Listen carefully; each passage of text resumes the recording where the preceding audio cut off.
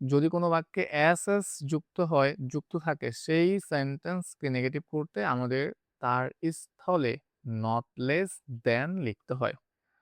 অর্থাৎ ১ম এ যেখানে এস থাকবে, ১ম যে এস থাকবে সেইখানে নট লেস লিখতে হবে এবং তারপরে যেখানে এস থাকবে সেইখানে দ্যান লিখতে হবে।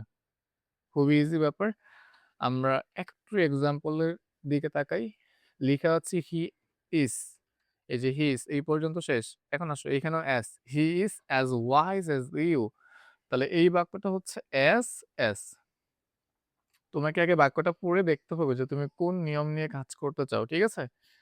তো যদি এস থাকে সেক্ষেত্রে ১ম এ যে এস আছে সেইখানে নট লেস লিখতে হবে। Not less, not less.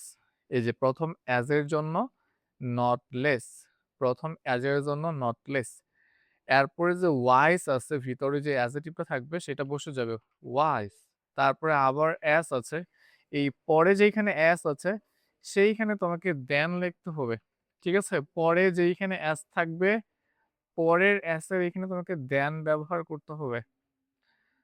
তারপরে শেষে যা আছে, শেষে ইউ লিখা রয়েছে তাহলে এখানে ইউ বসবে। তাহলে কমপ্লিট বাক্যটা হচ্ছে he is not less wise than you.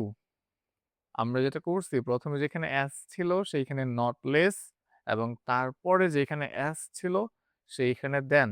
শুধু এইটুকু চেঞ্জ করতে হয় যদি কখনো এস যুক্ত কোনো সেন্টেন্স থাকে এবং তাকে যদি নেগেটিভ করতে হয় তাহলে শুধুমাত্র নট লেস দেন বসাতে হয়। আশা করি তুমি এখন নিজেই এস যুক্ত যেকোনো সেন্টেন্সকে নেগেটিভে রূপান্তর করতে পারবা।